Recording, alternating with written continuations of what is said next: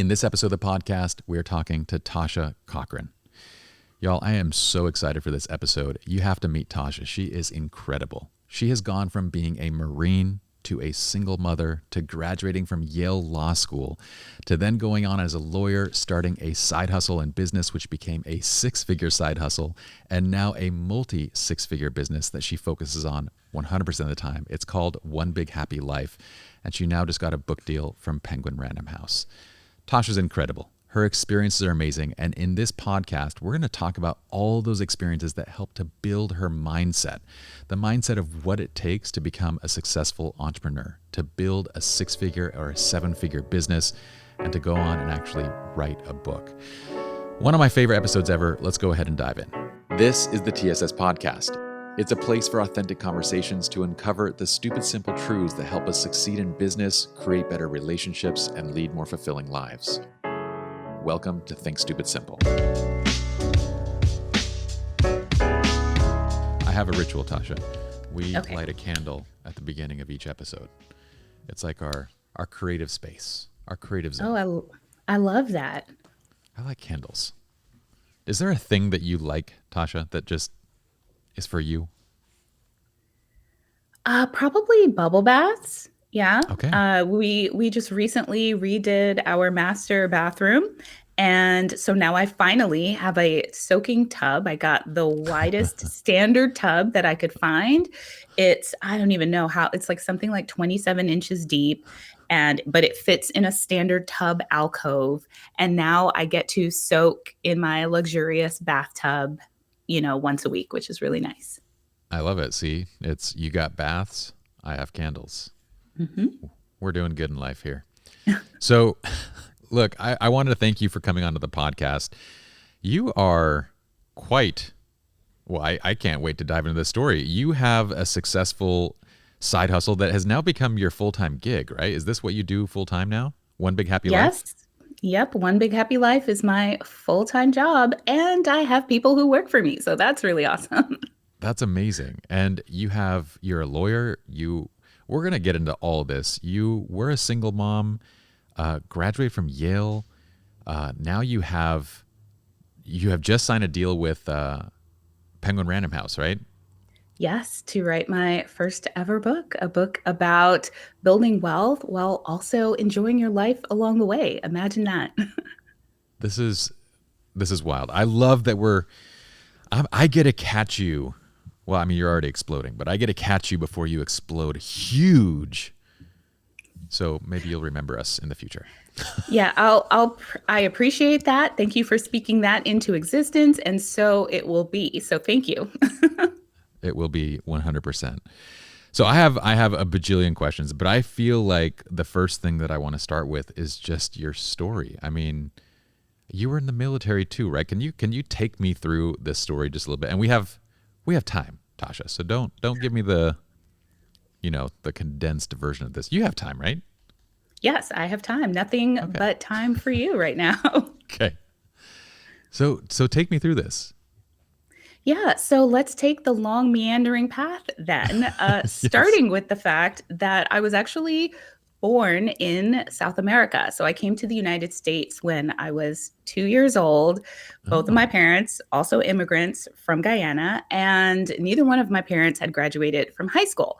And why this matters is that they, of course, had no idea how to navigate the US college system, how to pay for anything, how to even apply for colleges. So I grew up in New York City, and I went to, I actually got into a really great high school, Bronx High School of Science. But then I got kicked out of that high school at the end of my sophomore year for a crime I did not commit. You cannot gloss over that. What crime? Okay, so I was dating a guy at the time. He was a junior at Bronx Science, and we were cutting school, as kids do when you live in New York City. I mean, who's going to want to spend all day in school when you could spend all day in Manhattan, right? That's so we're cutting school. Yes, cutting school. We're across the street from our high school, and a security guard spots us and knows where we belong. So he leaves school grounds and comes over to us and tries to pull my boyfriend back onto school grounds where he actually has authority. And so him and my boyfriend, they get into a tussle, and the police are Oh called no. and he's arrested. Meanwhile, I'm told to go back to school because I did nothing. Well, we both ended up getting suspended from school, and I got charged by the school with assaulting the security guard, even though I didn't. I No. didn't touch him. Nothing happened. I went back to school. It was my boyfriend that got arrested, but somehow they let my boyfriend graduate. So go back to the school, but I got kicked out of the school, not the You're person who was kidding me. arrested. Right. Yeah. So I firmly believe that there were some racial issues involved there because, I'm a dark skinned Black woman. No one can tell that by the sound of my voice, but I'm a dark skinned Black woman. And also cultural issues, right? So we know that statistically, darker skinned people are, more likely to be convicted of crimes, more likely to have severe penalties put on them, both on the in as adults and also children in schools. But also culturally, for me, I was taught that you don't look adults in the eyes, that is a sign of disrespect to stare at an adult as if you are too an adult and on their Yeah. level.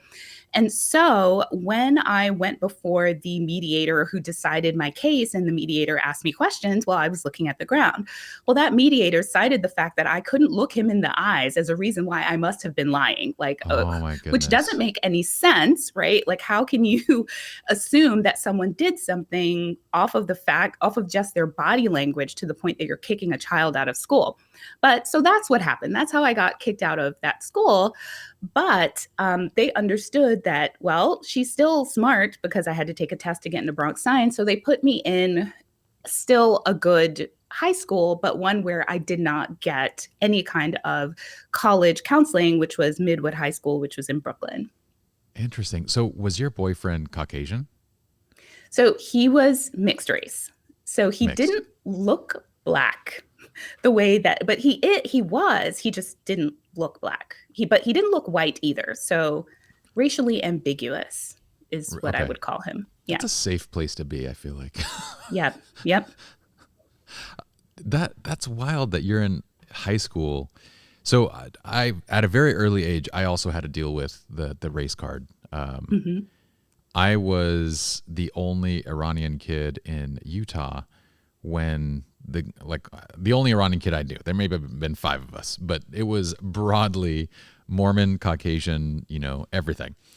And then for a time, it was just you're different, and the I would call it casual racism, just the name calling, Hmm. the basics of racism, Yep. until the Gulf War hit, and then I was the enemy because I'm Iranian, and Right. Iran and Iraq are not even the same country, but everywhere I would go, kids would jump on my back and just start beating me up, like it would be nonstop, and adults were in on it too. It was wild, and I would keep saying like, Iran and the US are friends and I'm a citizen. It didn't Yeah. matter. None of it mattered. So I keep like telling myself that this stuff has changed, that it's getting better. And then 2020 comes along. And then pandemic comes along and you see like currently Asians are being beat up and just for being Asian. Like it blows my mind. But you're what, 15, 16 at that time and having to Hmm. deal with this head on? So, Yeah, honestly, though, I didn't put two and two together because okay. luckily enough, growing up in New York City, there are so many Black people Yeah. that somehow, and I think that the racial dynamics are very different in New York, especially back at that time between when it comes to Black people. So I would know that shop owners would follow me around, and I guess in my mind, I recognize that part of it was because I was Black, but I didn't fully internalize racism because no one, unlike your experience, no one said anything to me. No Yeah. one actively said that there was something wrong with me. I just knew that the way that they treated me was different.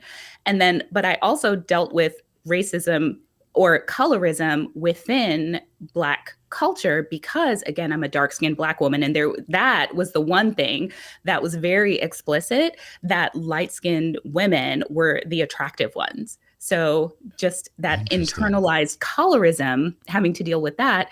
And then there's also the cultural issue because I'm first generation American. So I'm still steeped very much in Guyanese culture. I'm from Guyana. And so to African Americans, there's something also kind of wrong with me because I don't share the same cultural traditions as them. Speak about things differently. And my mother also refused to let me use slang. She insisted that I speak the Queen's English. So none of the people around me understood why I sounded like this instead of sounding like them. So you're So, essentially a fish out of water in every culture. yes. Yeah, that's a really weird place to be. I feel like in that position, we often try to do things just to fit in. Like when I was in Utah, I became Mormon, and a big part of it was just like, if I can take this off the table, then that's one less thing that I can be attacked about. I can almost fit in a little bit. And there's parts of that experience that I really appreciated and enjoyed and whatnot. But it's weird how you almost try to. I don't think it's almost. I felt like I was deliberately trying to be less noticeable. Yeah, I still suffer with sort of not wanting to be seen. It's a twofold thing of one being so good that you're beyond reproach, right? That's part of where Yeah. my perfectionism comes in, that if I am very well spoken, if I'm one of the smartest people in the room, if my appearance is perfect, my outfit is perfect, and I'm incredibly accomplished, then you have nothing to say to me. There's nothing you can say. But also, P.S., even though I am accomplished, I don't want to be seen. This is perfectly normal. There's nothing happening here. So yeah, Interesting. I Yeah. completely understand that urge. This explains, because at some point you end up going to Yale Law School as well, and you become a lawyer, but then you also went in the military. So how did this timeline unfold? Right. So I get sent to Midwood High School, and a friend of mine who was living in my neighborhood, he went to the military. He joined the Marine Corps, and he was back home on recruiter's assistance, which is where active duty Marines come and help local recruiters recruit in their neighborhoods. And the office that he was working out of happened to be right near my high school. So this actually ties in perfectly to the previous story. So I met Mm-hmm. up with him one day after high school because we were going to take the train home together. And the recruiter sees me and is like, "Hey, what's your name? What year are you in high school? Have you ever thought about joining the military?"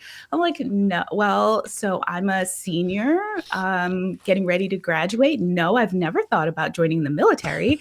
And so he's like, "Well, did you know that the military can give you money for college and you can see the world?" And I'm like, "No, that sounds amazing." Because, immigrant parents, super strict, and I cannot wait to get away from home, but I don't know how. So I'm I end up literally picturing taking my recruiter as you're saying this. Like it's almost word for word.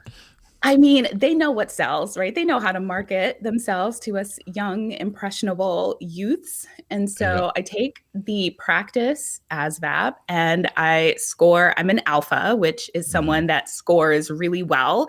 And recruiters love an alpha, right? They get bonuses for the number of Mm-hmm. alphas that they signed in a given month and in a given year. So their eyes are just like on fire right now. They're so But excited. And you're an a woman alpha, too. and you're black, and you're a woman. This is like jackpot for the Yes, recruiter. yes, yes, exactly. The one caveat is I'm not a citizen. So, Oh, yeah, so I still had my interesting. green card. Both of my parents were citizens at the time, Yeah. but they never took the time to spend the money to file for Finish out my yours. citizenship, Yeah. right? So, but luckily I was able to join anyway because a lot of people don't know this, but you don't have to be a citizen to serve in the military. There are Yeah. many green card holders, many immigrants serving in the US military as we speak. Don't you get your citizenship through serving? So you can. Being in the military is a way of qualifying for for your citizenship. But Yeah. residency is also a one possible avenue. And I had been a resident at that point 14 years. So I could have been a citizen without going into the military.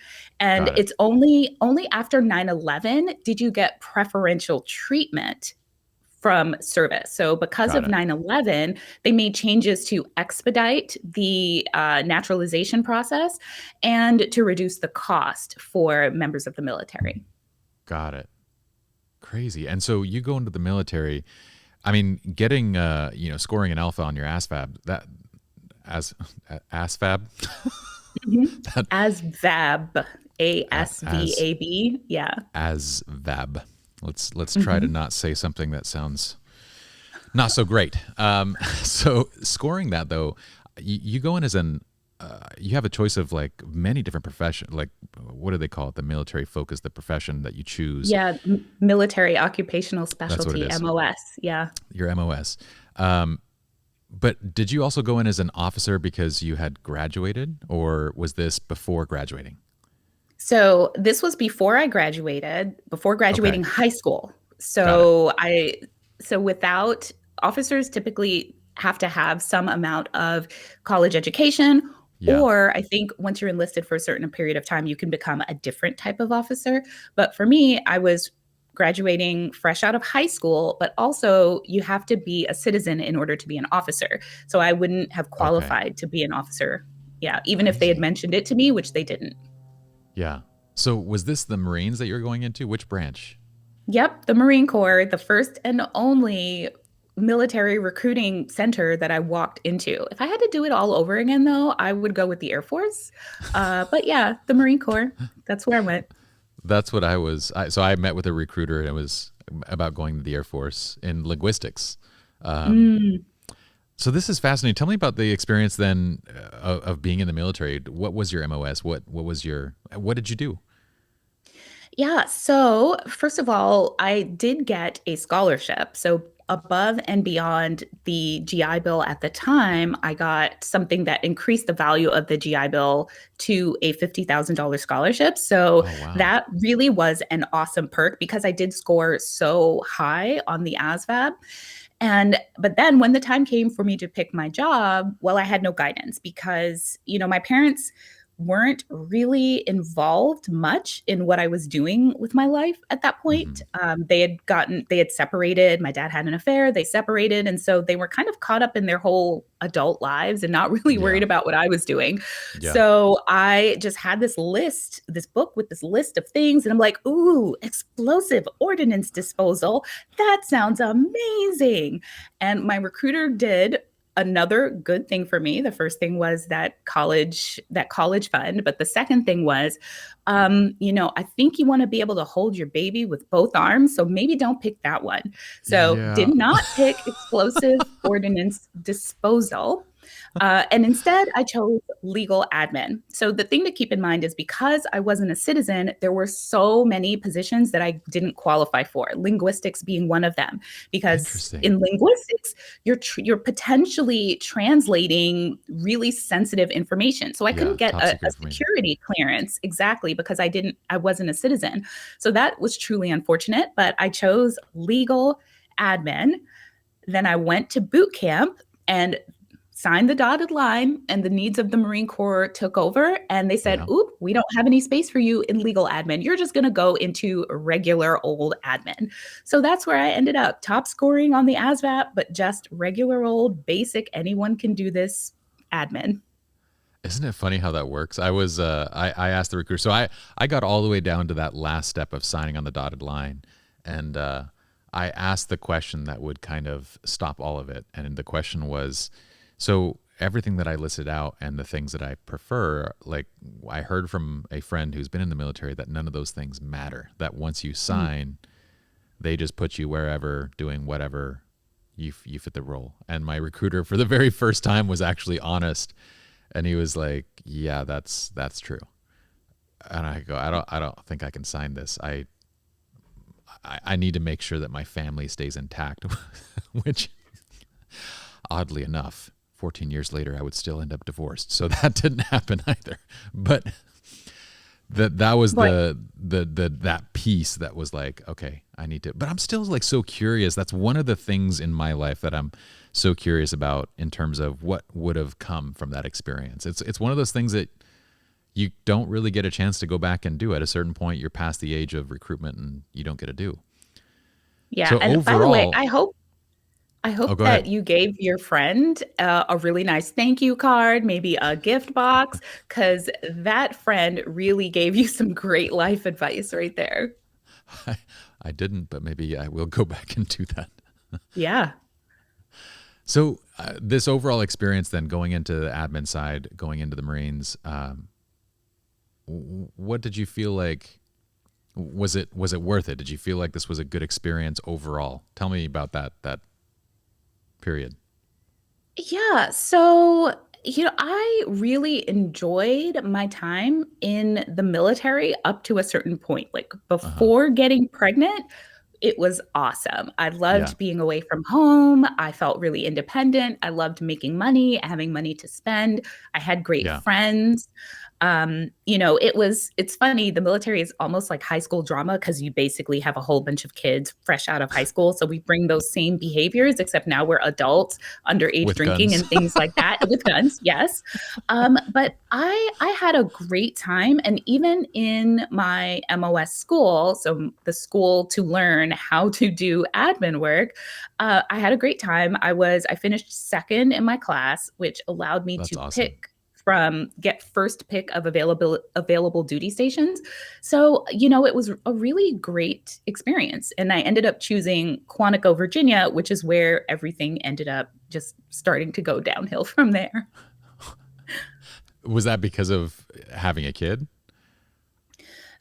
No, I think that it there's a difference between the military where you're with all of the people who have been in the military forever, right? You're dealing with typical office politics and the military before you get to your duty station, which is the fun part. You're all in training together. I see. There are more people who are new to the military. We're closer to being civilians than we are to being lifelong military members.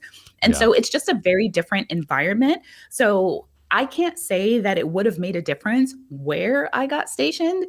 It's just the minute you're in the regular military life, it's just like office politics take over and it's just about who is around you, whether or not you have a good experience. It sounds very much like the university to professional life transition. Hmm. Hmm. Interesting. So at that point, were you married or single? No, nope, I was single. I Okay. got stationed on Quantico. I met a guy. He seemed awesome. And I got pregnant. And we got engaged, and then we weren't engaged anymore. And I was a Oh single my mom. gosh. This is bearing some semblance to my partner's story, who she was pregnant when he decided not to show up, Mhm. like for the delivery of his baby. Wow. Well, luckily, mine happened way before That's that. fortunate. So I was prepared to give birth by myself. It's weird to say that that's fortunate, but that is fortunate that you can have been like your mindset is somewhat prepared Yes. that I'm doing this. I'm doing this on my own. Yeah, I mean, going home with a new baby is challenging enough, like emotionally tumultuous, much less having to also deal with the emotions of coming to terms with the fact that your life isn't going to look the way that you thought it would, coming to terms with the betrayal Yeah. is I cannot imagine. It just takes a certain level of strength. So, yeah. I can't imagine either of your situations. Like it from my perspective, it's like I have talked quite a bit on the podcast about the strength of women, and that is one of those aspects where like you put a baby in a guy's hands and say you're a single father, do what you do, and that's not even talking about like giving birth to the baby. Mhm. It takes a special kind of strength that I think most guys just don't have, and yet you see women doing this all the time. So I gotta ask, if you don't mind me asking, what was that like then at that point? So you're in the military, you now have a baby that you're raising by yourself? One of the things about me is I just have this ability to just accept life for what it is. I have my moments of saying, well, why is this so hard? Why did this have to turn out this way for me? But I have spent so much of my life just thinking that it doesn't matter what's happening right now. I Yeah. can still get what I want. And so I think I'm very lucky that I've always had that perspective. But I will say that it was scary because I had only been out on my own for about a year. So I'm stationed in Virginia. I have three family members in the United States, and they're all in New York, which is 4 hours, 4.5 hours away. And at this point, I'm a single Marine. So I'm living in the barracks. I only own a duffel bag filled with clothes and a boom box. I didn't even have a driver's license because I grew up in New York. And so to find myself suddenly pregnant, owning nothing, knowing, not even knowing how to fully adult. Because look, I haven't even had to buy a dish at this point or a Yeah. fork because I Yeah. live in the barracks. They feed me, they tell me what to wear, they tell me where to go. It's like, Yeah. adulthood on training wheels.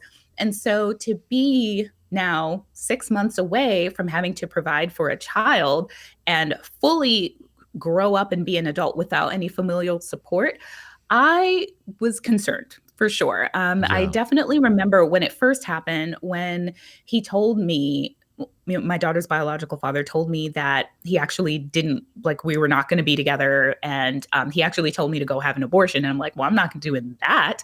Like Yeah. we had a conversation. The other thing was my daughter was not. The conception was not unplanned. It wasn't like a complete accident that neither one of us saw coming. We had a conversation.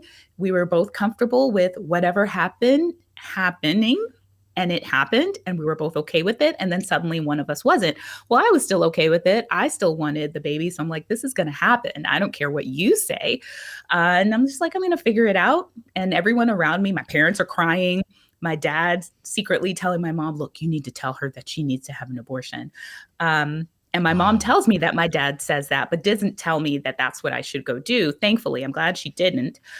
Even the base commander, like I forget the names of all the different, it's not the battalion commander, but the person below it. Forgive me, I don't remember what it's called after, 20 years. But one of my commanders saying, hey, you really should go have an abortion. I'm like, nope, this is going to work. I don't care what you guys say. I don't care if you have more life experience than me. I know what I'm doing. This is going to work. So I just kind of got started. I made my list of all the things I needed. The first thing I needed was a driver's license because how am I going to move out of the barracks if I don't have a car, if I can't drive? So I got a driver's license, even though no one taught me how to drive because my parents, again, they weren't really around. So they no driver's ed. I just watched them do it. And luckily I had a really lenient driving in the Instructor. driving instructor, right? The Yeah. test, right? Because you don't have to parallel park in Virginia, but you do have to park in a parking lot. And I parked on top of the line. Like the line was in the middle of the car and they still passed me. So that's how I was able to get my driver's license. Then I went out and financed a way too expensive car. And then I was off. I was off and running. I'm like, all right, I got this. I'm free and I'm going to figure this out.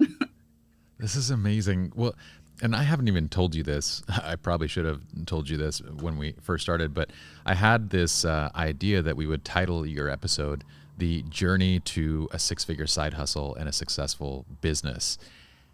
And it very much is that, because I feel like to create a business, to go and just forge your own path, and now to have written a book, there has to be something almost broken inside of you where you can look at it as broken or you can look at it as strong, but it's different from the norm. And that is a certain will that comes from really shitty life experiences where you're like, you know what, I'm just going to do my thing and I'm going to make it work regardless of the circumstance. And that to me is so much of what makes a successful entrepreneur. Yeah, I completely agree. I mean, because this having to act in spite of what everyone else told me I should be or could be or what I was is a muscle that I had been developing my whole life because of the experiences that I had. And it actually caused a lot of the bad experiences because, again, immigrant family, very strict, very authoritarian. And here I am, always being a bit of a defiant child, like not understanding what is the point of these rules? Yeah. Why do I have to do this? It just didn't make any sense to me. Why? And my mom would be like, because I said so, and then like smack me upside the head, right? And it just never worked. But it turns out that while that's not a great trait to have as the child of immigrant authoritarian parents, it's actually really useful for being successful in life. Yeah, that's the weird side about it is that I never understood that. So I'm now a father of four. I never understood the, especially like our parents' generation, you know, the immigrant generation. There was so much psychological training, some intentional, some not intentional, but a lot of it that just subconsciously tells you to be a rule follower. And Mm-hmm. yet, success in life generally comes from doing the exact opposite. So I never understood that kind of piece of my upbringing in terms of like, why is this so important? And I think that would be a very common thing that comes across all entrepreneurs or people that walk off the beaten path of like, that do interesting things with their life. It comes from that same question, like, why? Why Mm-hmm. should I do this things this way? Why is this the best way? Yeah, absolutely. And, you know, I think part of it might have something to do with the fact that at least with my parents and my culture, it's like parental love and respect is intertwined with that idea of being a rule follower. And It is. so you're not doing your job as a parent if you let your children fail. If they Yeah. fail, it means you messed up. So it's a parent's job to do everything that they can to put their children on the path to success, except that they don't realize that they're only aware of one potential path to Of success. success. Yeah. Yeah. 100%. Crazy. So you have your baby, you are in the military, and in your mind, you're driving this car and a nice car that you shouldn't have gotten. But you kept saying to yourself that life moves forward, everything's going to be fine. Was it? What was it like beyond that point? Yeah, so let me just say that my car was a Mitsubishi Mirage D, a coupe. Okay, so I did Okay. not get it was like a $14,000 car. So I was not one of those people, the people in the Marine Corps that are like lower enlisted going out and getting the BMW. I did not do that. That was pretty smart of So me. that's pretty Um, reasonable. That's not necessarily yeah, a. no, it was. No, it was just that I paid too much for that particular I car. see. I see. Also because I Okay. didn't have great credit at the time. So I had like an 8% interest rate Oh, and, yeah. but so still a reasonable car. And it was, you know, it was hard because I'm trying to make all these purchases, navigate life, prepare for this child coming. I mean, I don't even own a bed right now. I've got a car, but I don't Yeah. have a bed. And life is expensive. Life costs money. So I'm looking at how can I navigate buying these things, moving out of the barracks. So now I've got to start paying rent. And how do I do that? So I started looking for the cheapest ways to do that. First, by moving in with roommates, which I realized was just really gross. Maybe I took the wrong, like, picked the wrong people, but I'm like, no, I can't live with people. I can't do this. Like, people don't even like toothpaste drips on the sink. I can't. So I ended up finding a furnished apartment above a bar, and it was 300, I think it's $375 a month the rent was, but it was Wow. fully furnished. So I had a bed, and then the next thing I bought was a TV. So I had a TV but no cable. And I would borrow books from the library. I spent a lot of time reading, but that is when I started budgeting the way that I budget right now, which is that I create a 1 year spending plan. So I look at my whole year, what my finances will look like for the whole year. And I started planning out, all right, this is the month when I get, my parents helped me buy pots and pans and dishes. So that was cool. But this is the month where I get a crib. This is the month where I buy a stockpile of baby diapers. This is the month where I start paying for daycare after I have to go back to work when my daughter is 6 weeks old. So that helped me get so much, feel a certain level of control because I knew, well, I know these paychecks are coming in. I know these bills are coming. I know I've got to take care of these things. So once I was able to lay that out and see, okay, this is when I'm going to do this. It's 6 months from now, but it's going to happen. It really helped reduce that overwhelm. And I'm literally listening to you formulate what's going to become your business as you move forward. So you are addressing these. I mean, it sounds like these are principles and pieces of life education that were never given to you that you had to somehow figure out on your own. And now it looks like you're essentially creating a business around, look, I wasn't taught these things. These are things that you need to know. Here's how to do it. Yeah. And not only that, but most of what we are taught is total garbage, right? We are taught things based on what people know. But in reality, they don't know. So many people are quick to give advice that they truly don't have any idea about. They just know what worked for them. They know what they've been taught. But think about it. Everyone told me that there's no way that I would be able to thrive and make a great life for my daughter because of where I was in life. They could not imagine that there was a path for me that would lead me to become a multimillionaire, that would lead me to go to Yale Law School. They could not see it. They just didn't understand. Another thing that they told me, so after living in that apartment above a bar, I'm like, this sucks. After yet another Saturday at 2 a.m., drunken people finding outside my window, I'm like, okay, we got to do something else. And so I decided to buy my first house. And I started, the mistake I made, right, is telling the people around me that, hey, yeah, I think I'm going to buy a house. And what did everyone say? There's no way I'd be able to afford a house. Of course. Because, I'm an E3 in the military. At that time, I think I was making $24,000 a year. And they're like, you buy a house? That's not possible. Lance corporals don't buy houses. Single moms don't buy houses. I'm like, well, 7 months later, bought my first house. It was $95,000. It was a 2-bedroom, 2-bath townhouse.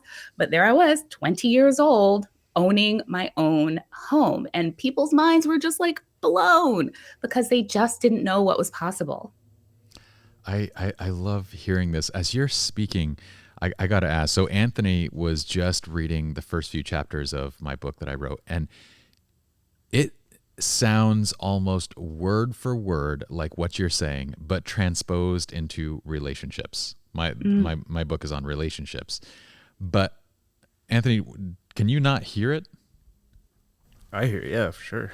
It's the same exact thing of like, you're taking it from the standpoint of finance, that so much of what people say, what people do are either based on their own fears, based on their limited knowledge. And honestly, how much do people actually understand finance? And yet they're spouting off advice as if they know what they're talking about.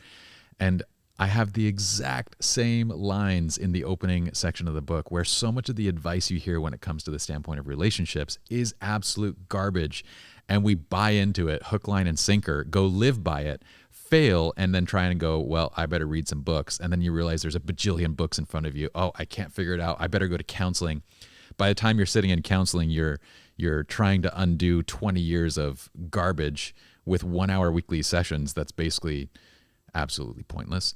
So it's finding these areas of life and then looking and going, there has to be a better way. Like people, we don't have our heads wrapped around this. And I love that you're doing this. And you're singing music to my ears right now.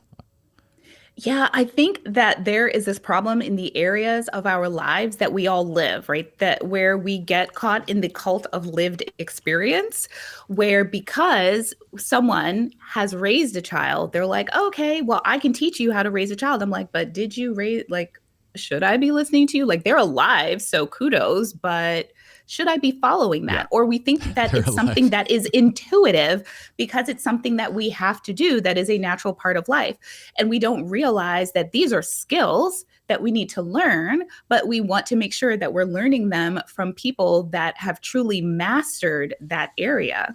Not only that, but I feel like those areas of life are usually the most important. I mean, your financial knowledge, your ability to manage is arguably one of the top 5 skills of just life itself. And I would say relationships are right up there along with that. Like all of these things that everybody touches, you know, they feel qualified to speak about those things. We spout off this general knowledge that's really not great. It's not good advice. And because they're areas that everybody touches, these are the things that are really the most important. I mean, any other life skill takes a backseat to being able to manage your own finances. Yeah, and oh, it's so sad the way that we have been taught to believe that money should be unimportant, right? Money doesn't matter. Money can't buy happiness. Like we try to dismiss money as an Yeah. important thing in our lives when the truth, it is the thing. It is Yeah. the thing that determines what you are able to do. There is no decision that you can make in your life that doesn't end up coming back to a financial decision. Like none of us choose our careers and think, well, it doesn't matter how much money I make. I don't care about the pay at all. I'm just going to go do this job. Of course not. Even things like our hobbies cost money, self-care Yeah. costs money. So and we turn money is our best friend when we're sad, right? Who doesn't turn to money to solve problems? We all do, and yet we ignore it. We're kind of like the worst friends to money, but money is always there for us. So the fact that we've internalized this idea that money can be something that we don't ever even think about is setting us all up for failure. Yeah. I mean, you have that side where we have these intrinsic kind of, like you said, some people have not so great a relationship with it. Some people have no knowledge whatsoever with it. I'm on the opposite side of the extreme. My stepmother, got me. She never convinced me, but every day it was money is the root of all evil. She's very, very Mhm. religious, and every single day I would get money is the root of all evil. And I learned over time that, in developing my own relationship with money, it became so I went through building up a series of businesses, going through a divorce, losing everything but those businesses, and then basically starting all over again. And in that process, I had to change my relationship with money again. I had to kind of look at money as energy. And this is the way that I look at it Mhm. now. Money to me is energy. It's the return of the energy I put into the world. And the more people that I help, the more money or the more energy is returned to me. And me holding on to that money is holding on to like kinetic energy. It's the ability to ask of somebody else's time and energy, whether it's Mhm. buying a purse, whether it's going on a vacation, getting a car I want. You're essentially buying the labor, the time of other people. So when I looked at it from that standpoint and said, hey, if I have more emotional energy, I should be able to make significantly more money in a happier place in my life. If I can get Mhm. to a better place, then I'll have more energy to put out. And it's exactly kind of what happened. You said you put things out in the world, but this is, for me, it was that relationship with money, turning it into that thought as opposed to, because at that point, I wasn't no longer losing everything. It wasn't about losing everything. It was about getting back more energy that I could then turn into money. Yeah, absolutely. And it's so powerful recognizing that money is a way of compensating people for the value that they add to our lives. Like you mentioned, when you buy a purse, you're not just buying a purse, you're buying the artistry of all of the people that touched that item before it Yeah. came to you. And the powerful thing is that the more money you have, the more you're able to pour into other people, like reaching that point where you see an item and you're like, that's the value you put on it. I value it at that too. I don't resent you getting this money. I want you to have this money. I appreciate your work. Thank you. Like if we just Yeah. start seeing transactions as a way to be thankful for the value that we're receiving, boy, that helps lift some of that emotional baggage around money and it brings joy into transactions. So you're at this point where you're a single mother. You're doing things with your money that nobody thinks is possible, especially as an E3. $24,000 a year is not a lot of money, but you clearly understand it better than most do. So now, walk me kind of going from that point. Where does this story go? Like, are you staying in the military? When does law school come into play? So at this point, after buying my first house, I end up and I start taking college classes because I know I'm not staying in the military because Yeah. I'm looking at my spending plan and I'm like, there's a lot more that I want to do with my life. There's more that I want to experience. I want to be able to provide differently for my daughter. And the military is not going to get me there. I've got to figure out a different way to get there. So I Yeah. started taking classes in the evenings. They were online classes. And to do that, I used debt a lot during this time. I also want to point that out because part of Hmm. my mission is to de-vilify debt as the reason why people struggle financially. Debt Yeah. is a symptom. Overuse of debt is a symptom of other financial problems. So for me, I financed everything I purchased because I needed that flexibility because I didn't have $1,000 to drop on a living room set, but I did have Yeah. $50 that I could pay over the course of a year and a half. So I financed a Dell computer, right? Remember when we all used to just get desktops? So I Yeah. got a Dell desktop. It was $600 and I paid for that in installments. I think it was $35 a month. And I started to take classes online. Well, one of those classes it required one in-person meeting, and I ended up meeting the man that would become my first husband. So we got Oh. married a year after. No, well, we moved in together fairly quickly, which my parents didn't like because now he's moving into my house. My parents were like, "That's Hmm. your house. What's he doing?" So we moved in together. We got married a I year love later. all the people around us that are like this peanut gallery of voices. It's Yeah, I'm it's like, please fantastic. stop. Just let me live. At this point now, no one can tell me anything about how to live my life, right? Because I'm like, look, I had this baby. I'm thriving. She's awesome. I'm a great mom. I'm working full time. I'm going to school. I have my house. Like, no one can tell me anything about how to live anymore Yeah. because I've Yeah. had this is enough evidence just in 1 year of my adult life that people don't know what they're talking about, that I'm done with them, right? Yeah.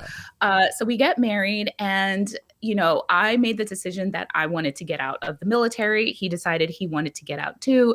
So I started doing financial forecasting, not realizing that that's what I was doing at the time, but basically creating 1 year spending plans for the future where I run different scenarios. And I think, okay, well, if I don't work, if I just live off of my GI Bill, what does that look like in terms of our day-to-day finances and our financial responsibilities?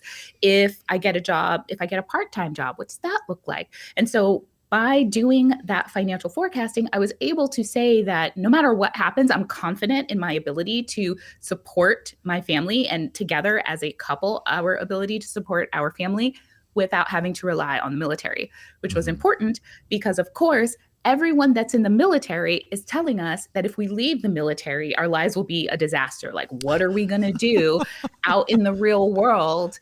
We've got to stay in the military. You've already got 4 years in, 16 more years, and you can retire. I'm like, You're 16 years? 20% there. I know. And I'm like, no, we're going to figure it out. And they're like, you're making a big mistake. I'm like, I've heard that before. And Yeah. so we got out the military. I started going to school full time. I also worked 2 to 3 part-time jobs. My ex-husband now, but husband at the time, worked full time as well. And I got my bachelor's degree in American Studies with a minor in economics. That's crazy. With a baby while you're working 3 jobs. I mean, but that ability to hustle and ignore and dial in, that's all a byproduct of each of these previous decisions that you made in terms of like doing your own thing. So can I, if you don't mind me asking, I'm the area of relationships to me is incredibly fascinating. So I always like to ask about these kind of questions. But what about that relationship was working versus what wasn't? So I think what was working is he adored me. Like he really, really did. That never actually stopped. Uh huh. He's a really nice guy, a homebody. He loved our family. He loved my daughter like she was his daughter. I mean, he knew her from since she was 9 months old. So Hmm. they bonded fairly quickly.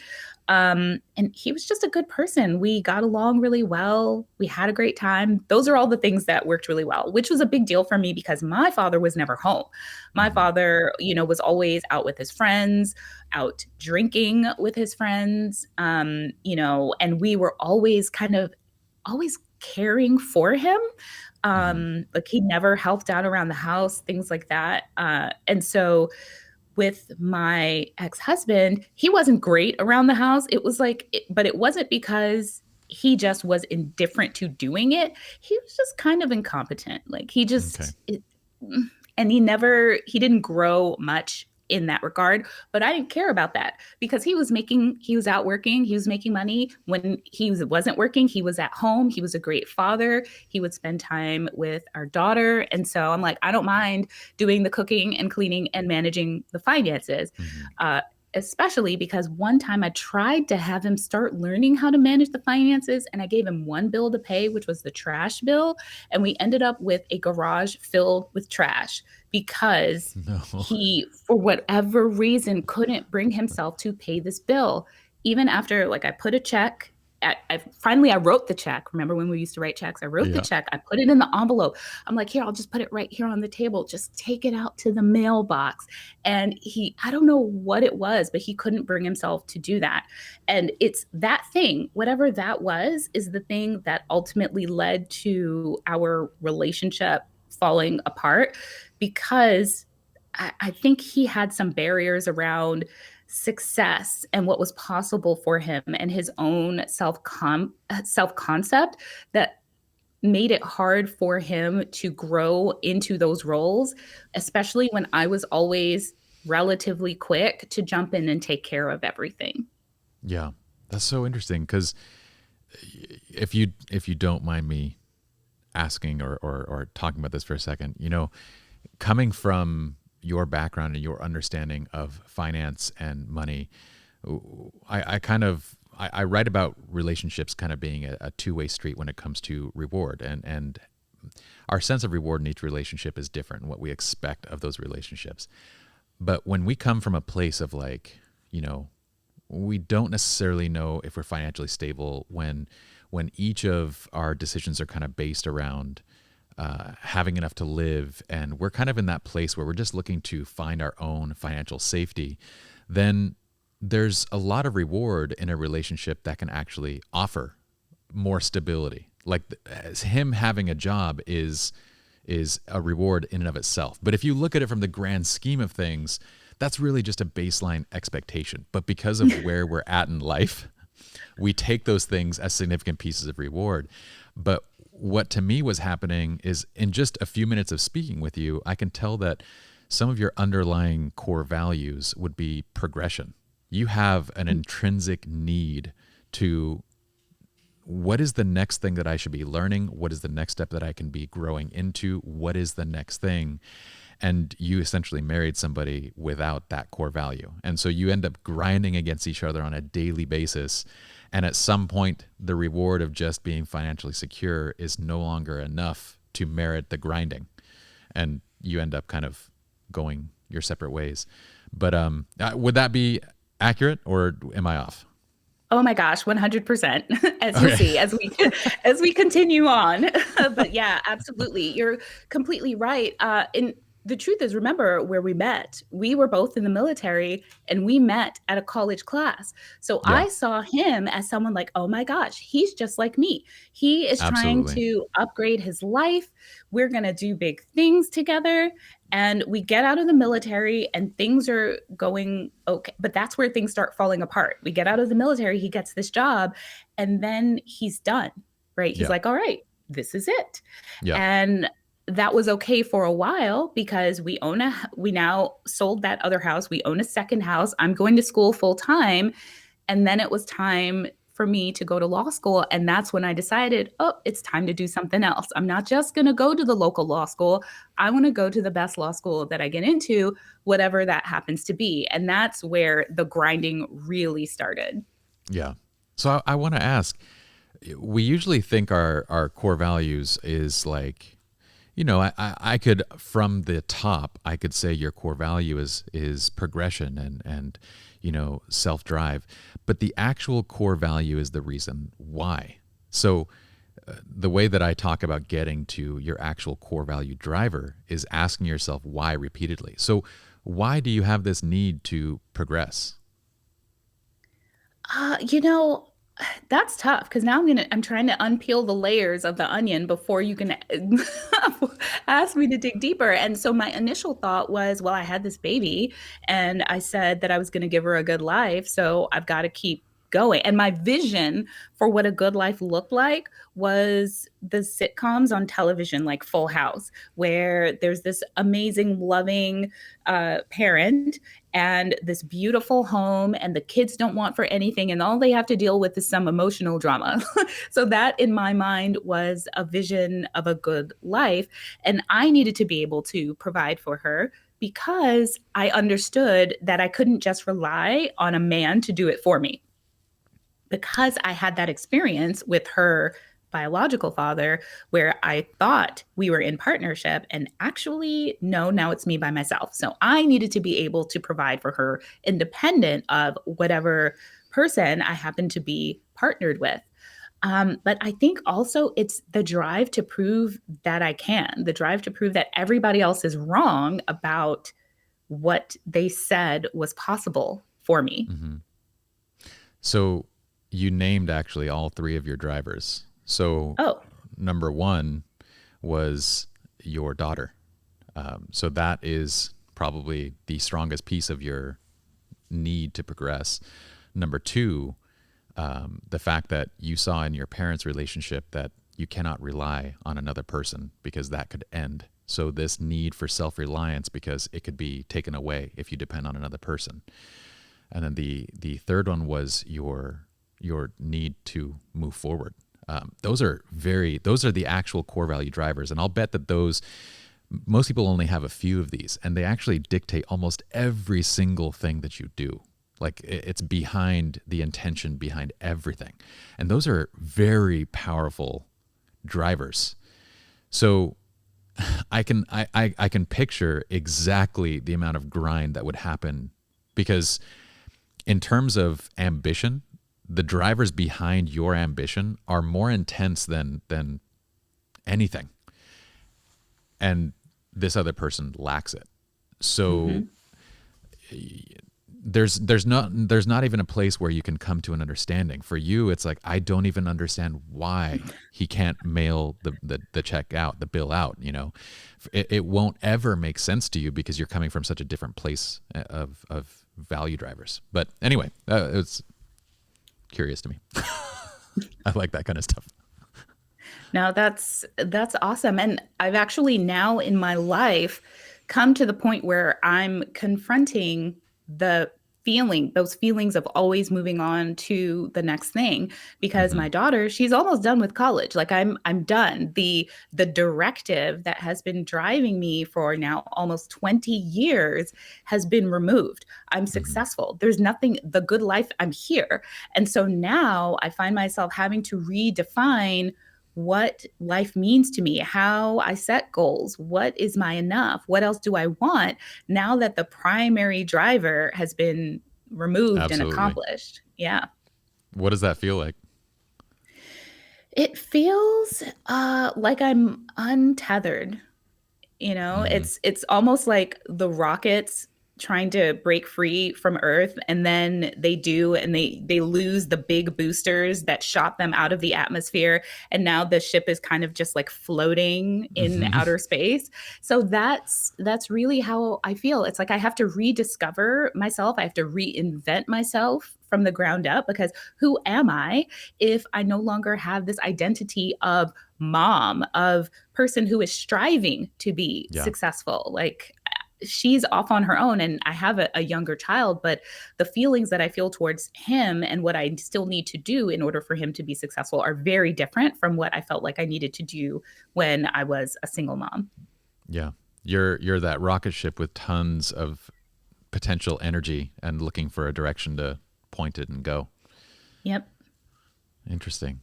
So, okay. So going into this, you're in law school at this point. Your child is still young. I mean, she's what, 8 years old, 7, 8 years old at that time? She's 5.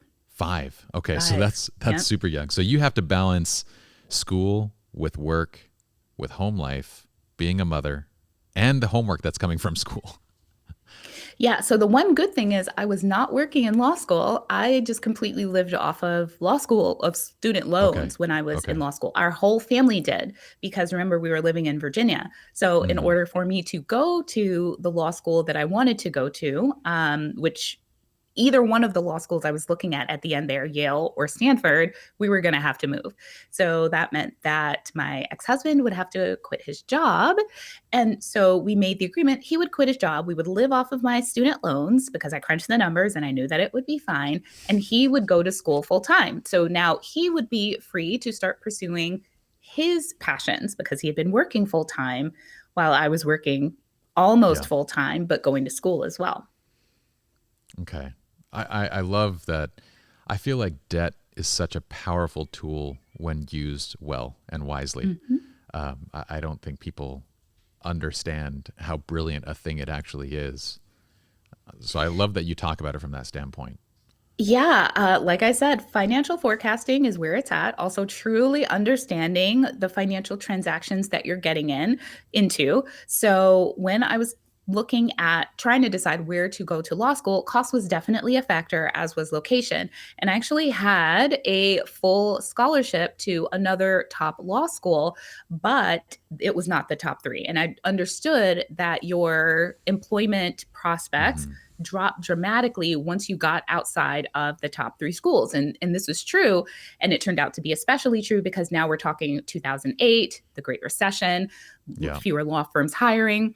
So, in deciding between Yale and Stanford, I looked at their financial aid packages, I looked at their student loan forgiveness options because they both have Hmm. student loan repayment assistance programs.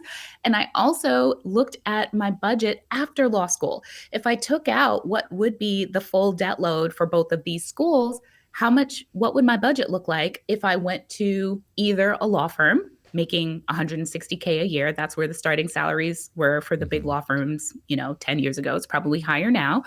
Or if I decided to go into public interest, which was also something that called to me.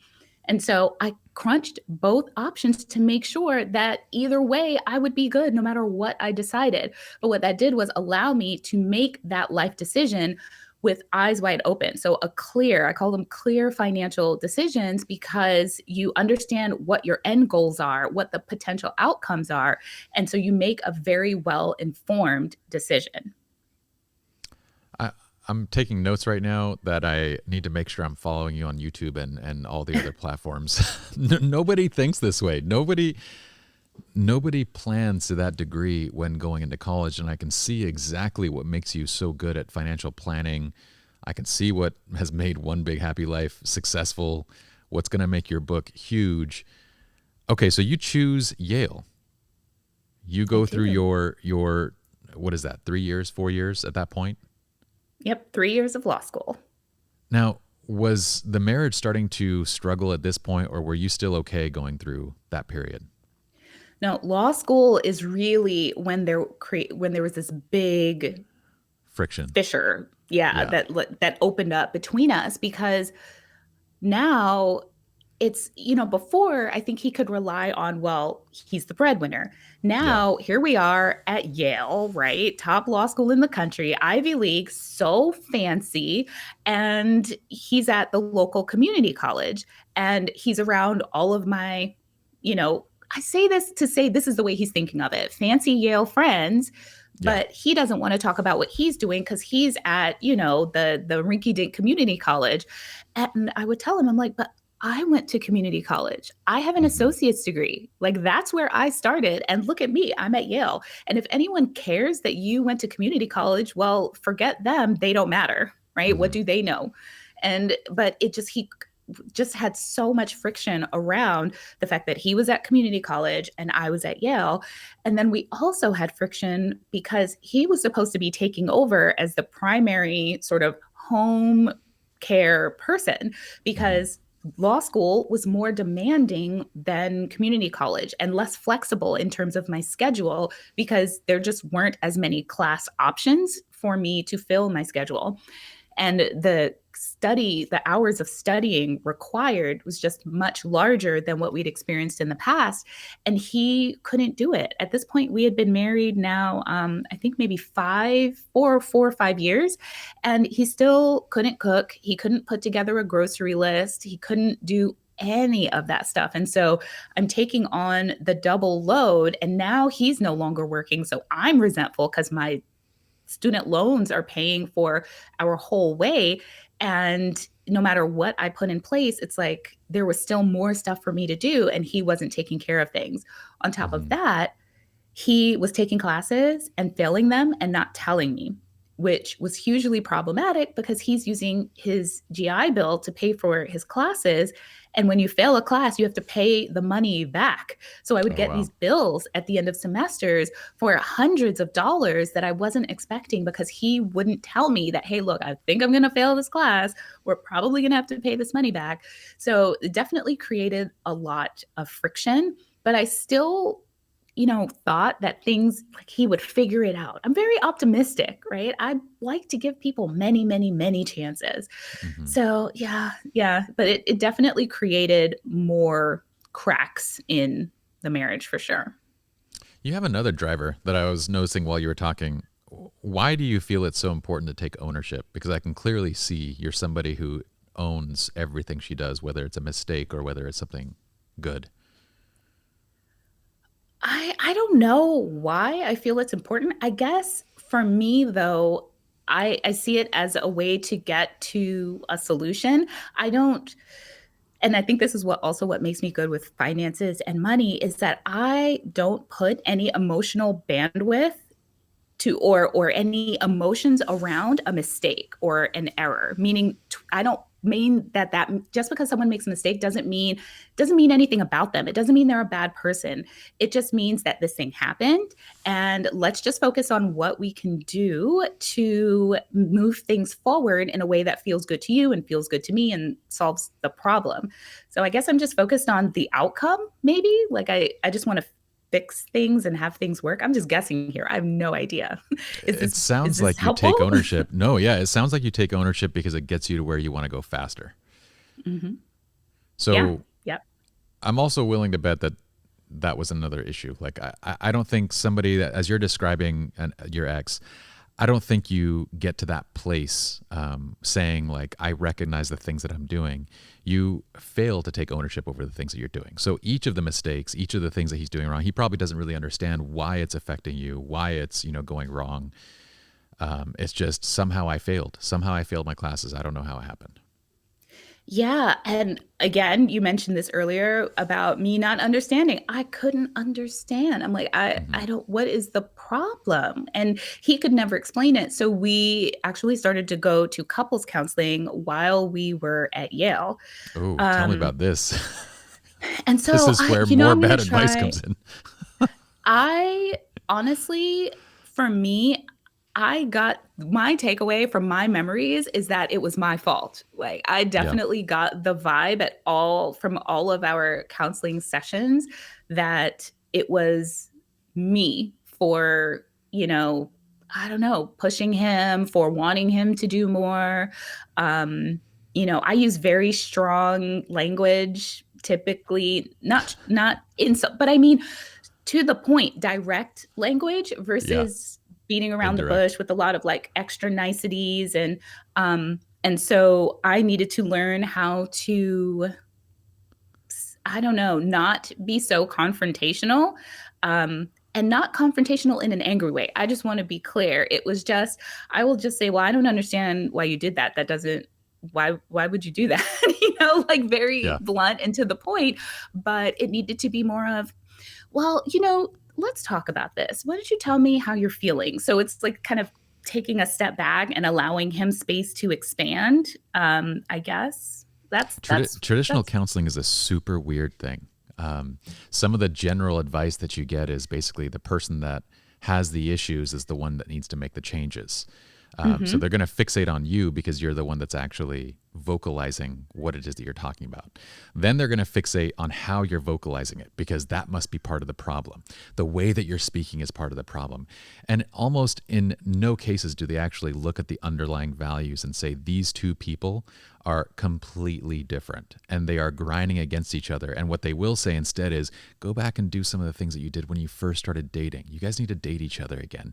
You need to go and do, and it's the most asinine thing in the world. I can tell you're smiling right now. But it is absolutely insane because if you have an engine where the gears are completely effed up and they are grinding against each other, the solution isn't to go run the engine harder. Like you don't just go and like, oh, yeah, you just need to go faster. So usually the guidance that you get ends up actually speeding up the demise of the relationship.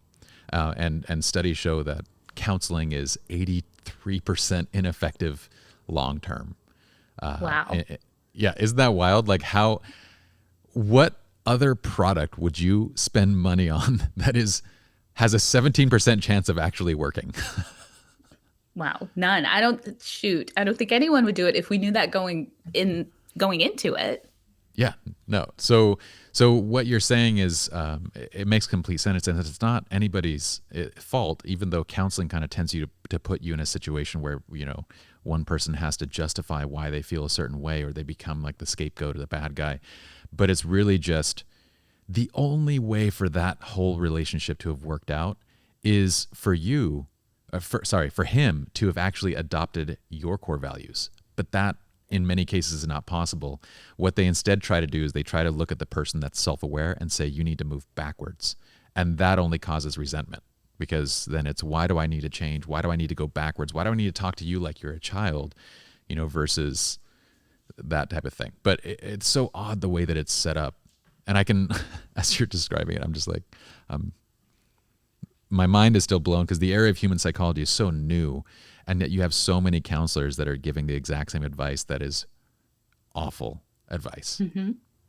But anyway, okay, so things are not going so hot. You're graduating from Yale Law. At what point do you basically kind of decide you're moving on, you're going into law, and the relationship isn't working? What does that go from there? So after law school, I thought that I didn't want to practice law because law school was very difficult for me. It was the first time in my life where I actually needed to study. And it was also the first time in my life where I was around a whole bunch of very intellectual people, like concentrated. And so it was, and very wealthy people. Not everyone at the law school was wealthy, but there were people who were very wealthy, like people who owned islands and things like that. And also going and working at law firms and being in that environment of copious amounts of wealth, just coming from working class, blue collar background. It took a lot. It took a lot of adjusting. And so I thought that I didn't really want that life. I didn't feel like I could truly be myself in traditional legal practice. So I decided I didn't want to practice. And instead I decided to do a public interest fellowship. So I ended up taking a position with the Department of Housing and Urban Development in their Office of Fair Housing and Equal Opportunity. So we moved to Texas, and my ex-husband is still going to school, 3 years of community college, and he still needs 3 years to finish his bachelor's. So that's where we are. I feel very frustrated about that. But now I'm working full time. And so I'm working full time. He's going to school full time. And I'm coming home every day. The house is messy. Our daughter needs help with her homework. He's playing video games. I'm like, okay, after 3 years of this, I can see the writing on the wall. And that's when I decided that it was time to move on. I have this funny thing that I write. If this were, so number one, I would guess that most of your close friends are people who think pretty similar to you. They're driven, they're passionate, they take ownership, they want to move forward, they want to progress. Is that the case? These are your close friends? Okay. If the word marriage was not tied to these romances, when would your relationship with this person have ended? If this was Oh not my a God. marriage, if it was just something. Years and years and years ago, very early on, very early on. I don't know that we would have even gotten married, honestly. So that's the weird thing, because when it comes to, so most, I wrote this whole book from the perspective of marriage, friendships, business partnership, family. It's all identical. You just ratchet up the intensity or you ratchet down the intensity depending on what it is. And obviously with romance, you have intimacy, but it's all literally identical. You create friends with the same people that are in line with who you are. Oftentimes we tie ourselves to a person romantically with the notion of marriage before we actually understand who we are. And then we discover that we are not similar, but the word, the term, and the social stigma attached to it keeps us in it for infinitely longer than it would have been had it just been something casual. If it was just a friendship, it would have winded itself down a long time ago. Yeah, and certainly also for me as a woman, it's that feeling of, well, once you're divorced, who else is going to want you?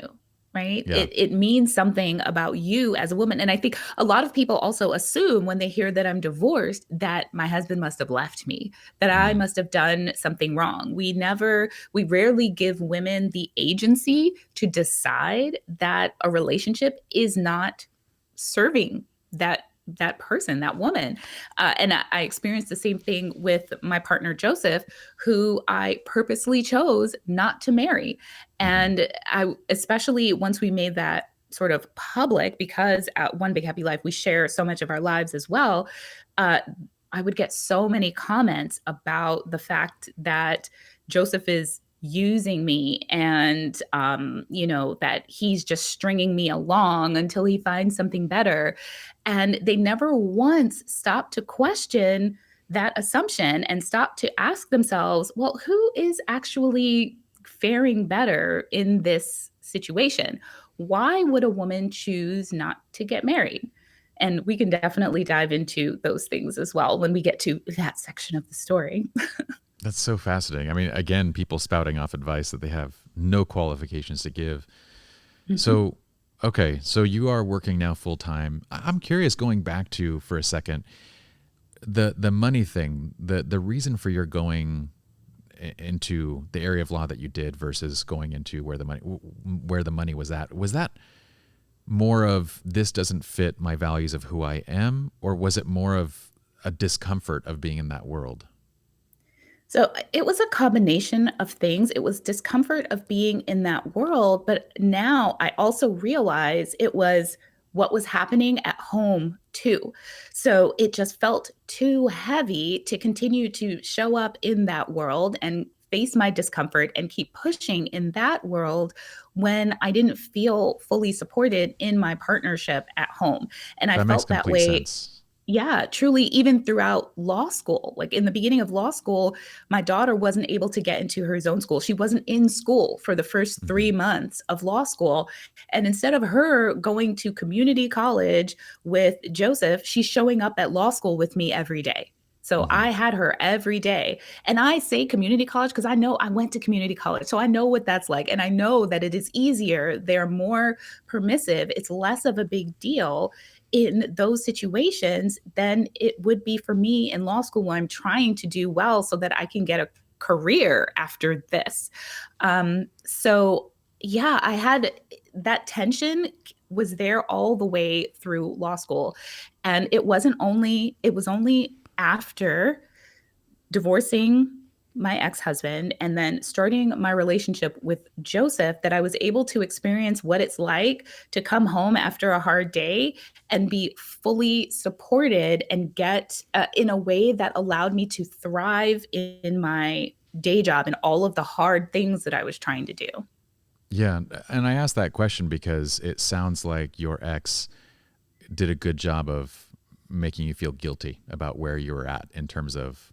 So had you taken that job, that's why I'm asking is, had you taken that job, you would have felt even more guilty. And it would have been one more thing for him to say, well, look at you, you're working at this place and this is, this, and I'm just at the community college and I only make this and your clients are multimillionaire. You know what I mean? Like it would have, Mhm. if you're still looking at that relationship as something that can possibly be saved, then what you were choosing was a route that would put less friction into the relationship.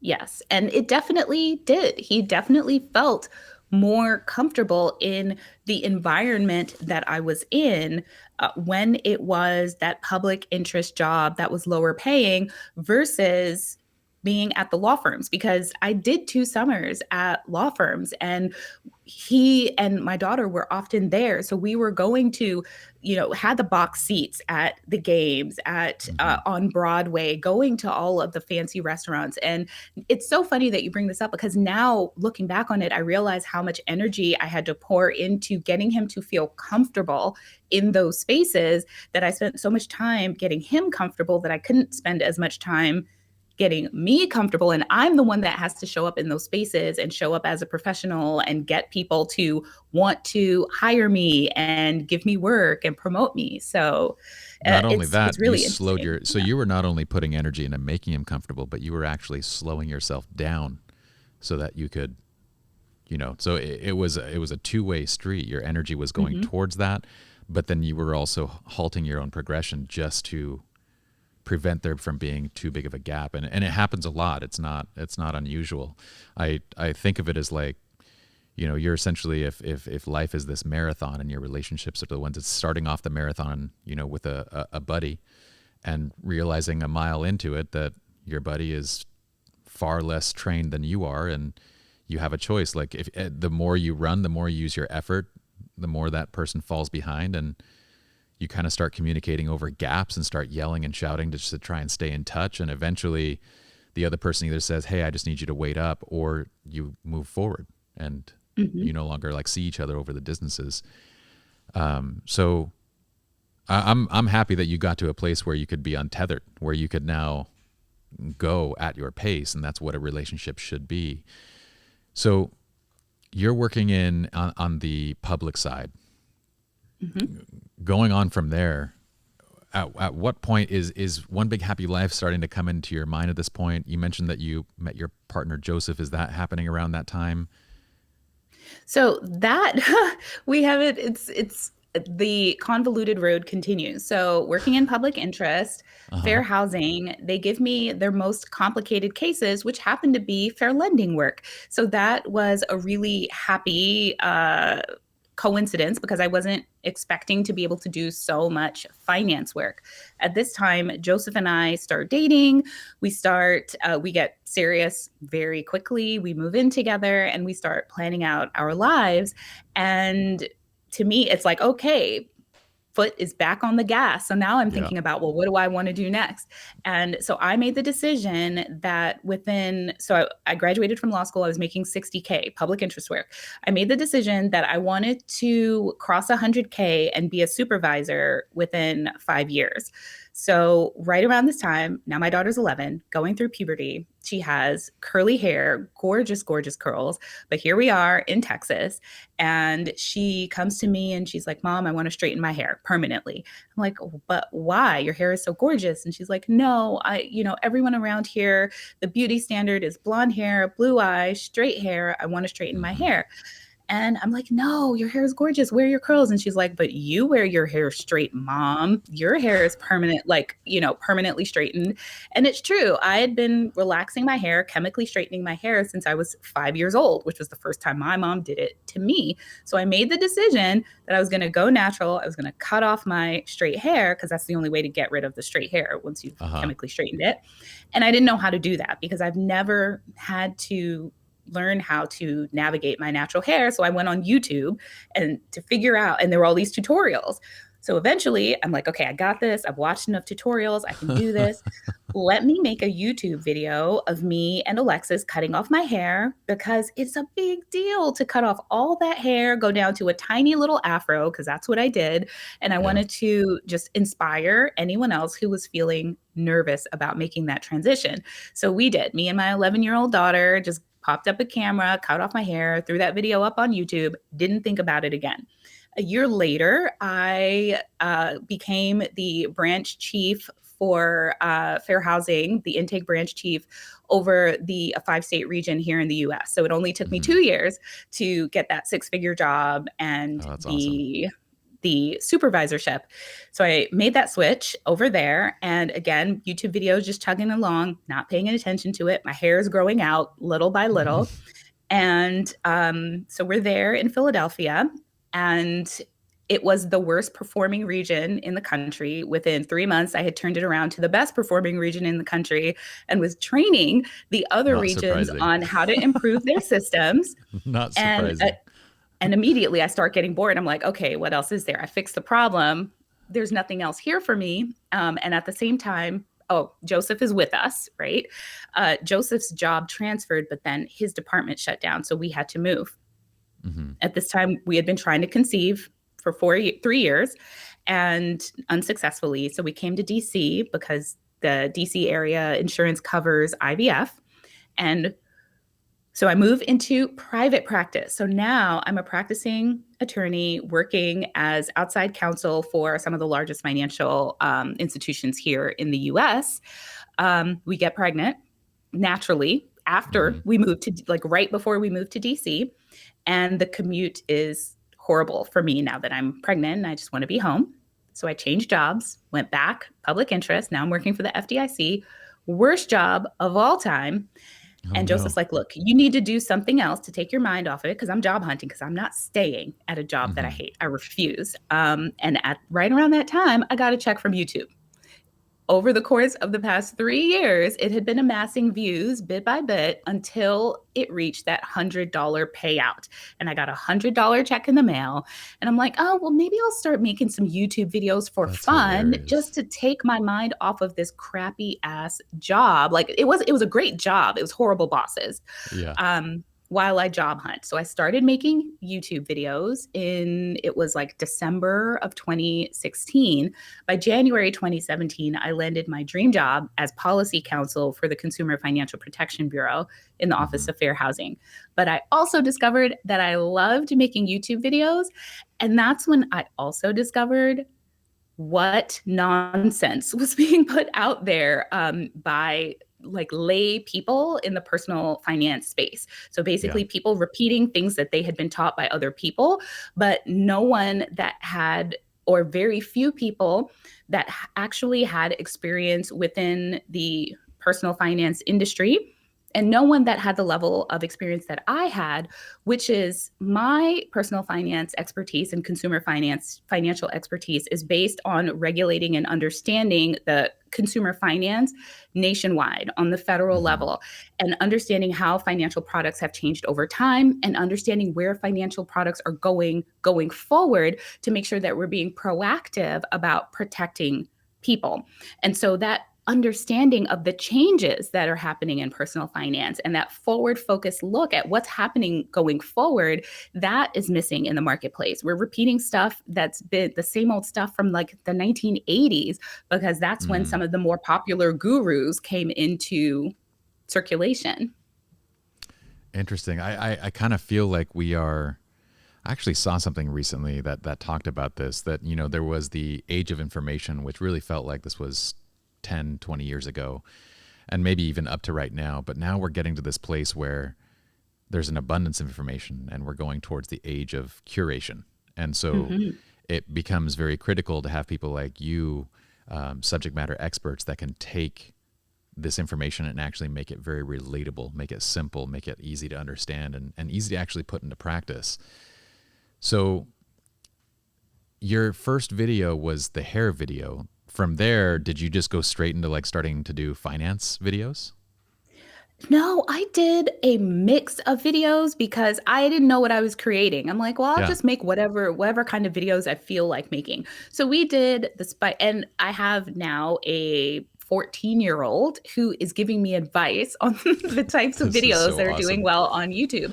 So what do? The spicy noodle challenge, right? So we get some spicy ramen, and as a family, we try the spicy ramen. We do the family yoga pose challenge, where we're doing different yoga poses. And I'm actually on the thumbnail breastfeeding my son while Joseph and Alexis are doing this like yoga, interesting acrobatic yoga pose thing. What else did we do? Family vlogs, those were fun. But then also, yes, personal finance videos. And then that kind of became the focus over time. Yes, it became my focus. It definitely did not have to go that way because YouTube is one of those types of platforms that's very influencer focused. So if we Hmm. wanted to, we could have kept going down that road of popularity, fun, entertainment. But of course, I got bored with that, right? I'm like, this is boring. I don't find this that interesting. I would never watch these types of videos. And so I want my videos to actually change people's lives. I want them to have Hmm. a purpose. I want them to go deep. And so then we started doing videos around personal finance, but also lifestyle design, because I wanted them to understand that it's not about the money, it's about using your money to create your vision of your best life. Interesting. You know, you mentioned something else in that, which I feel like is maybe one of your fifth core value drivers, which is purpose. And it also ties back to maybe why you feel like that untethered rocket, because for so long, everything that you did, the purpose was very clearly defined in terms of providing for your daughter. And now that that is done and mission accomplished, then you have to find that next thing that's a purpose. And I could tell you very quickly that you would get bored very fast making just entertainment. You're not a person that would just do well creating entertainment. It needs to be something that is, it can be entertaining, but there needs to be a higher purpose to what you're doing. Otherwise, you're going to feel like, well, it's a waste of time. Yeah, So, even when we still do entertaining style vlogs, but everything that we do now, the purpose is always going to be this is what this life looks like. This is a yeah, life that these financial principles create. Because I think too often with personal finance, they'll tell you, oh, we'll do this thing, like live super frugal, retire early, with only $1 million in the bank. And I'm like, but yeah, what does that life look like? Do you want that life? Does it feel good to you? Do you want to be frugal for the rest of your life? yeah. How about an alternative where you do work that you love, where you spend for a life that you love, and you also build a multi-million dollar nest egg? This is what that life looks like. If you like it, come on over. And you're enjoying it as you go. I mean, Hmm. I love the philosophy and what you're teaching. How long did this take? I mean, now you have over 200,000 people on YouTube. Um, you have a book deal with Penguin Random House, which is huge. I mean, that is as big as you get in publishing. How long did this take to really start building steam? Yeah, so the first year, which I consider 2017 to be the first year, I think we got something like 20,000 subscribers. I think the business made something like $5,000. And what was interesting is back then I told myself, I'm like, all right, give it 5 years. If in 5 years it's making enough to pay for college for Alexis, that's amazing. This is Yeah. great. But then a year in, I realized I'm like, this is too much work for Hmm. just $5,000. It's a lot It's of a lot work. of work. Creative work is hard work. I think that people really underestimate just how hard it is to take a great Instagram photo, to put together a nice YouTube video, a YouTube thumbnail. Like whole teams of people, like phenomenal artists, do this for magazines, and Hmm. yet we scoff at the single person team who is able to create amazing content on their social. I think we definitely don't give that enough credit. But by the second year, we made somewhere around $76,000. The second year, I'm like, Dang, okay, this is looking that's good, crazy. but it's also still not nearly enough money for the amount of work that I'm doing, Sure. because I'm also looking at this as I am a banking and finance attorney with experience working at three financial regulators, right? Yeah. Three out of the four federal banking regulators, and also practice experience and a Yale law degree. Yeah. So I'm credentialed enough to go out and make hundreds of thousands of dollars in private practice. For And sure. so for me, it's that. And so it's choosing between those two things, because I still love my work. I still love what I do in my day job. And I don't get that level of challenge in my business, because it's a whole different thing to try to regulate, the whole, financial economy of the largest economy in the world Hmm. versus teaching people how to manage their finances. It's like different problems, right? And I loved both challenges. But to me, that 76,000 was not enough. I'm like, this is not sustainable. I'm spending too much time doing this and also working and not spending enough time with my family. So something's got to give. It's got to be one or the other. So I said, well, let me see if I can grow this into something that can replace my income. And then I'll think about making that transition over. So the third year, One Big Happy Life crossed multiple six figures. So that was 2019. That's awesome. Goodness. Yeah, that is. And are you still working in law, or is this you mentioned earlier, this is full time now, right? Yes. So I ended up leaving leaving practice and working full time in my business in August of 2019. Yeah.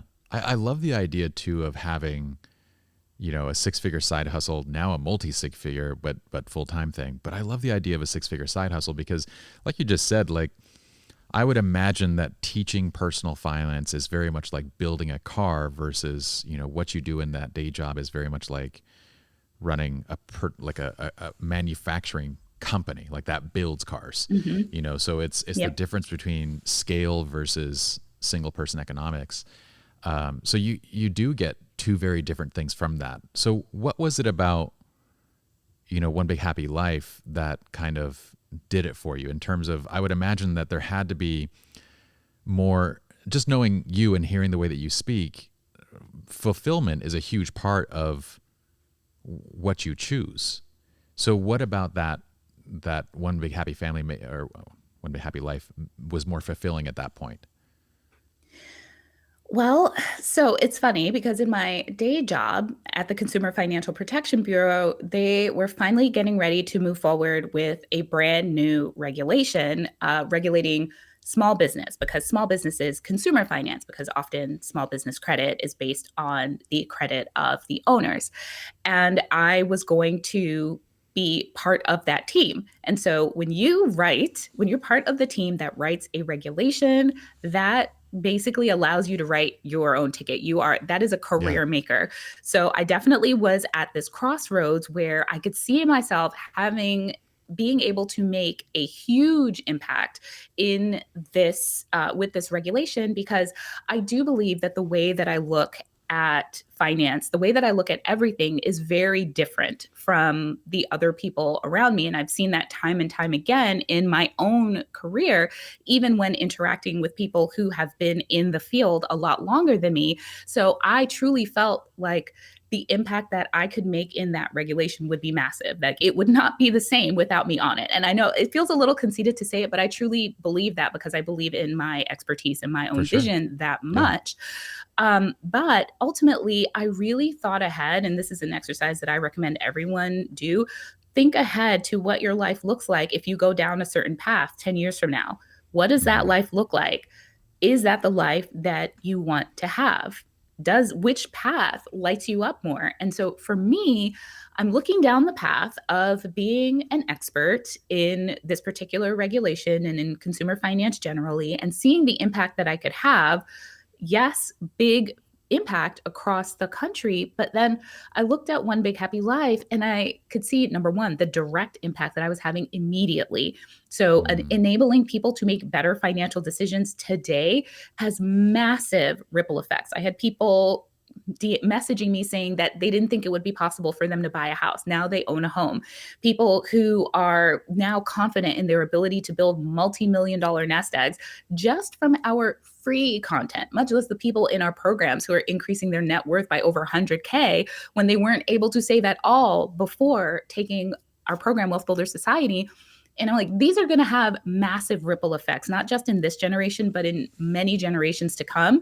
And so I really wanted to be able to work with people to change their lives now. I also still felt like I could have that massive impact because all I had to do was grow One Big Happy enough to where I was getting in front of enough people. I mean, at that time, I think One Big Happy Life had around 10 to 12 million views. There's massive impact in that as well. So it really came down to which vision called to me more for my own life. And to me, that vision of being the leader. So in my other job, I'm not the final decision maker. I can push and push and push, and I know how to push, but at the end of the day, it's not me that makes that final decision. Whereas in One Big Happy Life, I can say whatever I want, I can do whatever I want, I can push through whatever initiatives and messaging that I want without having to worry about who's in charge and what political party is in charge right now. I can just stay true to my messaging, and I can have full control of my schedule and my earning potential, which I couldn't have if I stayed as a practicing attorney. So, without starting my own firm, which is not something I'm interested in. So, that's how I made the decision. I love it. I want to add one thing to it, ask one thing. Joseph works with you in One Big Happy Life, right? Yes. Okay. Is that his full-time thing too, or does he have another job and then helps on the side, or? Right. So he actually works less than he used to when we were both working. It was like once I stopped working, he's like, "All right, you're doing this full time. This is your baby." And so he's pulled back a lot, which is why you see me in more of the videos and rarely see him. But that's fine. Everything is fine on that front. But yes, he handles the accounting side. I'll often, if I don't feel like dealing with a legal contract or negotiating it, I'll send it to him and he'll do it. He handles HR and the tech side of things. But I am really looking forward. He still works full time. I'm really looking forward to him coming into the business so that he can handle ops and project management, because he is very detailed oriented and keeping people on deadlines. And I am a full on visionary, always trying to go down a brand new rabbit hole. So I'm looking forward to him reining me in a little bit. I love that. So I have a question then. If you were in the exact position of making the decision of One Big Happy Life or staying in your private practice or in that position that you were in, would your decision have been different if you were with Joseph versus your ex? Oh, I know without a doubt that One Big Happy Life would not even have grown to the point where it is right now if I was still with my ex-husband, just because there have been so many times that where I've had to get outside of my comfort zone to even create One Big Happy Life, that where Joseph has, basically like kicked me out of bed and say, "Okay, you've booked the trip. You need to just go and do it, even though you feel scared about going to this conference. You got it. Just go." And that has given me just that little bit of like extra support that I needed to step into these uncomfortable places and continue to grow and thrive. Also, Joseph can cook and clean and pay bills and just handle absolutely everything about the house so that I could work full time. And if I needed to spend several nights in a row just focusing on getting things out for the company, he's got it. Like, he can handle it. And that's the power of having someone that is a true partner that's fully capable of handling every aspect of our lives together, that I could just hand things off to him and not have to worry about if things are going to get done. Yeah. I guess the other piece that I'm getting at is that I think that is a large part of the fulfillment that we talked about moments ago. I think the impact that you're having is huge, and those are pieces of fulfillment you feel. But then there's also the aspect of having a good relationship at home. You like spending time at home. Whereas even if you'd been presented with the option of One Big Happy Life versus the other job, and you were in the other relationship, I would imagine you'd choose the job, just because why why be home more in those kind of instances? Would that be fair, or is that would you think that is Joseph and your family now part of the reason that you are wanting to spend more time at home? So I would say, in this case, I would say no, because like I said, the one thing that my ex-husband absolutely did really well was his, like, how he cared for me, right? How it Interesting. felt to Okay. be around him. He did that really, really well. And for a long time, that was enough, because for a Yeah. long time for me, just having a guy that wanted to be home, that absolutely loved me, that had eyes for no one else but me, that could spend all his time with me and didn't care to spend any time with anyone else, that was That's a enough for me to reward in and of feel itself. good. Yeah. Yeah. Yeah. Interesting. Okay. But for sure, the amount of I'm not going to load. I hate asking loaded questions. Is the amount of energy that you have now different than when you were in a place where you were so fixated on the relationship itself and getting everything else done? Yes, because like I said, with Joseph, I can focus on just one thing. If I need to be all in the on the business, days like today where I had 7 back-to-back calls and we have a toddler at home. This is our Mm-hmm. dining room. You can't even tell. Yeah. And I don't worry about it. I don't have to worry about anything because I know that Joseph and I are a team and we're both here to support each other. And when I need something, I can rely on him. And we fuel each other in a way that I didn't know was possible. There's kind of a synergistic effect. You're able to do Mm-hmm. more. Yeah. Super interesting. And I love what you've created. For those that are thinking about going down the path of being a creator, an educator, I mean, what advice would you give to them? Well, I'd love to say just follow your dreams and you can do it. I'd love to say that, but I think that that would be setting people up for failure. I'm I so glad you're believe not that saying to that. Thank you. it's because so many people are doing it. And I think that too many people are selling this idea that just anyone can do it and it's easy. And I'm going to tell you, it is the hardest thing I've ever done in my life. And I've done some hard things. Like Yeah. my son Reeves, 10-pound, 3-ounce baby, natural labor, hard. Okay, really freaking hard. And I'm going to tell you that there is nothing harder than building a successful online business Yeah. because competition is fierce. And so I believe if you truly want to build a business that thrives, not just a one-hit wonder, but the business that survives, you've got to have a commitment to excellence in your craft. You've got to be someone that loves what you do, that's committed to growth, that's committed to looking for new and better ways to serve your people. And if that's not you, then maybe you don't want to be the entrepreneur. You don't want to be the visionary that's responsible for like steering the ship, but maybe you want to be what I hear people refer to as an intrapreneur. So someone that works for a company that values people being able to take full responsibility for their roles, to Mm-hmm. innovate in their roles within a company. So I think there's a lot of power in knowing which one you are. Are you the entrepreneur or are you the intrapreneur? But I don't think that any person needs to settle for work that they don't love. You Yeah. absolutely can find work that you love to do that pays you what you deserve to be paid so that you can live your ideal life and build wealth. And the more people that we empower to go after that vision of making money, whether it's as an employee or an entrepreneur, the more people that are empowered to leave jobs they don't like, the more companies are going to have to change how they're treating their employees. And we all will thrive because of it. Yeah.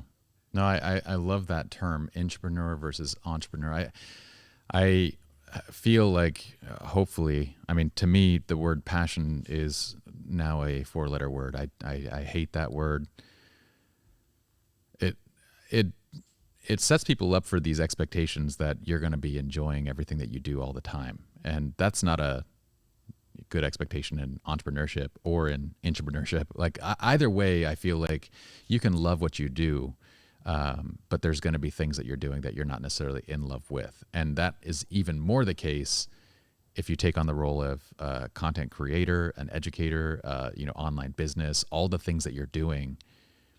There has to be that higher purpose and that commitment to where you're trying to go, and accepting that Mm-hmm. you'll love the process of everything because it's taking you to that place, even though each individual thing might not be that enjoyable, or some things Yeah. might not be that enjoyable. Yeah, I think the worst thing that we've all been taught to believe is that it's ever supposed to feel easy or be easy or easy is a part of life. If we just Hmm. let go of the fact that it's supposed to be easy and accept that no matter what we choose, it's going to be hard, then I think we will get better at choosing the hard that we enjoy. Yeah.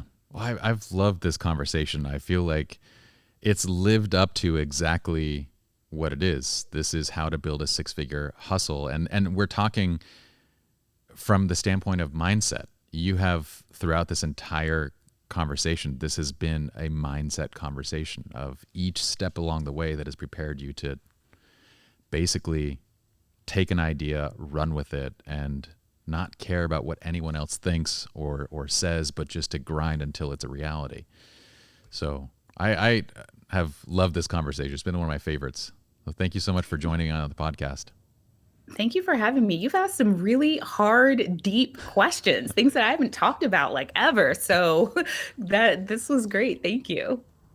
Yeah, I find that all those different experiences relate so much to where you are right now and the person that you are right now. So I like building them into the conversation. But I appreciate you being so authentic and openly vulnerable and sharing all of it.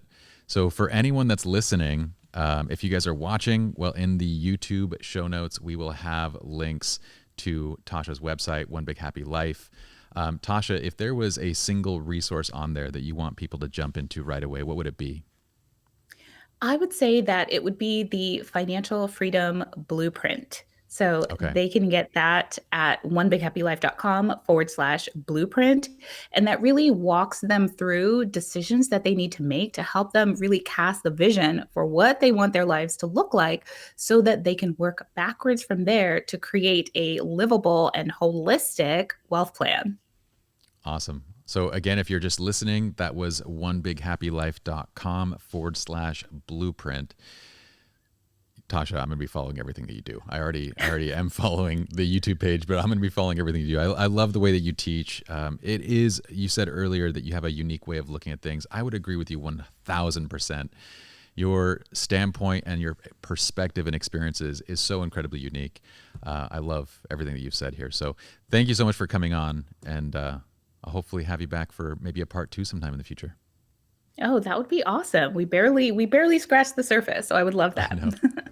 Awesome. See you guys.